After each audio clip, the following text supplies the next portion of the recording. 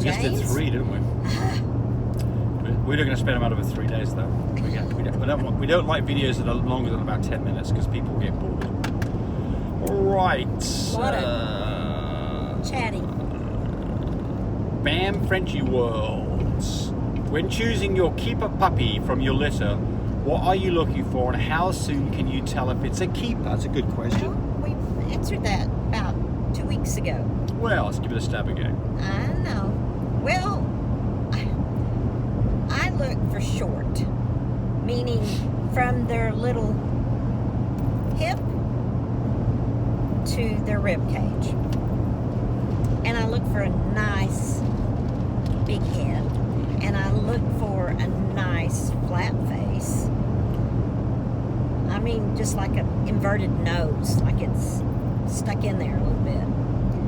So you know how it is, Tammy. Whenever you say anything, I say something different. I know, because my eye peel's totally different than James's. No, your eye peel's excellent. No. Okay. No, you're number one. I don't want James picking out my puppies. Well, I'm not bad at it, but you're definitely better. No, I have. Cody has the same eyes. He does. Cody's very good at it too. But okay, but I'm going to have a wonder why he gets it from his mama. Yeah, well, he's a smart guy, and he's been around a lot of dogs, and he's picked dogs that he didn't want to. He picked dogs that he shouldn't have picked. We've all done that, right? Oh yeah, we've done that. So right at the very beginning. So I'm going to look at this slightly differently. So the first thing is there's a very easy way to start culling dogs based on the DNA. So the first thing is know the DNA of your puppies. And when will you know that? Well, the answer is you've got to do claw them, send them in. If you do claw them at day 4, send them in. You'll get results back at about 2 weeks old. You'll have the results back. So that is the first milestone. I want to say, if the puppies are real good and healthy, you can do it at day 3. Yeah, but still, you're around 2 weeks. So the first thing is I would not make a decision unless I categorically knew what the DNA was on these dogs, which sometimes you do. James is all about the DNA. No, I'm not saying that. But I'm saying. But the first thing. What I look for. But the first question was. I know, but the first question was part of that question was at what age do you start looking at it? So the answer to that one is DNA results at 2 weeks. I wouldn't make any decisions 2 weeks, and also is it does take time for dogs to develop. And a dog can, you can have a really small dog that might be an advantage, but it may not look so good at 2 weeks. So, I definitely don't want to. Ooh, truck. He like to wipe 2 of us out. That'll be the end of that video. Short one, 2-minute video, and no more videos after that. The truck in front the of me. next video would be from our hospital beds. Pick up in front of me and that truck was coming into our lane. Yeah, he was. Okay, so DNA. So the next thing then is understand what the breed standard is for your dog, because Frenchies are obviously different than other dogs. So what are the things in a Frenchie that you're looking for? The things that Tammy's talking about. She wants a smaller, cobby dog, short back, shorter legs. Tail length does matter to a degree. We do not want a whacking great big tail, and we do preferably not have no tail at all. We want a little bit of tail. We want a swish. We want a biggest head as we can. So the puppy. I just said all that. I know, but I'm doing my part. Okay. So we would choose the puppy that had the bigger head. It's probably. Tammy's got a big head. Look at the size of her head versus mine. Look at that little tiny head. You're backed up. Big. Pull your head up forward. Small head. Pull your head up forward. Big whacking great. We Look know at the your difference. head's Look at the big. difference of that. That's Tammy's head. Half the time you can't get My in the head's house, like his half head. the size. Go away. So, just like Tammy said, the overall structure, DNA, and then there's some things, by the way, which we would not have. Brindle would be one of them, and I don't want to get into Brindle. Don't get into a Brindle war. Yeah, we're not going to get a Brindle war. We love Brindles. We're not produce. Well, yeah. We can't have them because of our. We wouldn't keep a Brindle. Points. Right. And then if you, by the way, if this is a puppy that you're getting from somebody else, look at the parents. The parents give you a good idea about what's going on. Yeah. As well. So I think I've where the parents came from. Talked about one to death. Yeah.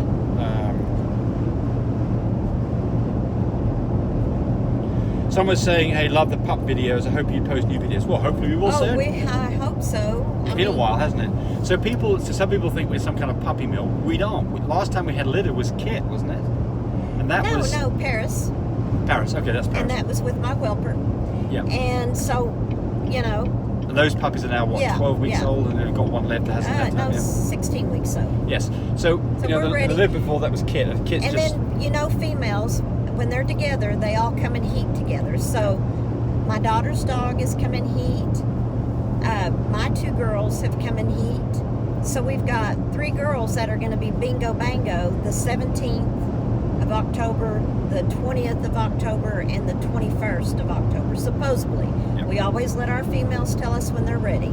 And then, of course, my son has his dog. So, Yep. I mean, Tammy's turning this into a sales thing, so we're it's going to get just, away from it. no. It's just that we've got our 2 girls So at do home. you remember the video from probably about a week ago where somebody said BOAS, boas, and we were saying, what is boas? Yes, yeah. Well, this is what it is. Oh, okay. Brachocephalic obstructive airway syndrome, Uh-huh. which to me means We thought she was talking about a snake. yeah. And I was saying we don't do snakes. So Oh, yeah. Sorry about that. So brachocephalic is a flat-faced. Brachocephalic means flat-faced dog. So this is something that affects things like Frenchies. And what we would typically call that is we'd call it elongated soft palate. So this is a dog that gets to be very snorty, has a hard time breathing. And what do you do about it? Well, this is part of the problem with brachocephalic dogs. We breed these dogs to have more smushed up faces, and that does introduce other problems, and particularly breathing issues, where they have this elongated soft palate and they can be like. Not all of them. No, not all of them. No, it's just sometimes the way they're born. It's So, like. Yeah. in So human babies. what do you do about it? Well, the first thing is in most cases you probably don't need to do anything about it.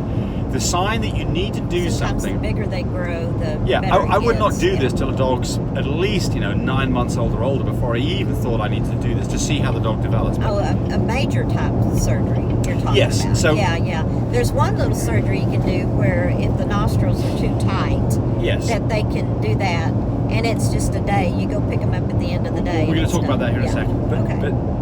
so these dogs, typically the symptoms is you've got a dog that you take the dog out for a walk on a hot day and it's having a really hard time breathing. Yeah. May even go blue on you. That is a sign that dog does need some help.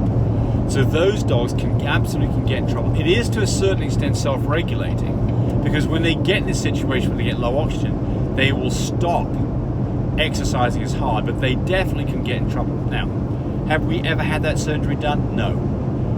Is it something that I would consider if I got a dog in that situation? Yes. It is a major surgery. The dog, you have to go to a specialist to get this done. It's not going to be cheap. The dog is going to have to be intubated and put under for half an hour while the surgery is done. I don't know the details of the surgery, but it's going to be basically resecting the soft palate, the back of the mouth, throat.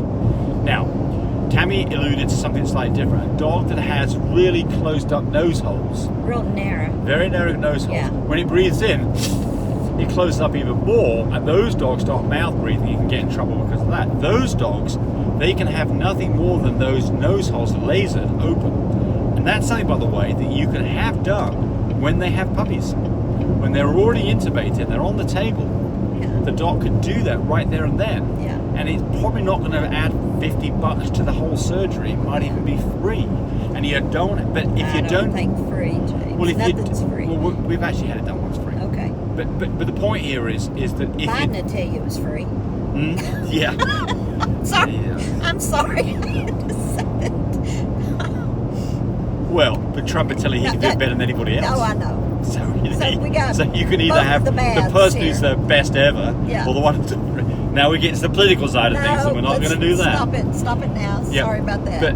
But the point here is that that's something that you could absolutely have done while she's already been intubated. You wouldn't have to put her through, because you can't do the laser thing without intubating her as well, or at least knocking her down with some propofol for a short 5-minute period.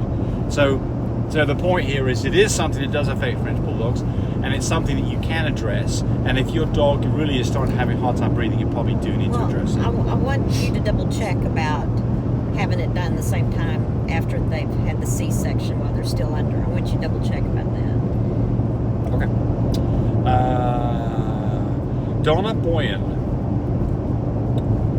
Love the videos, very informative. Can you please do a video on studs and marking? Mine is driving me nuts. Would love to know how to stop reduced marking in the house.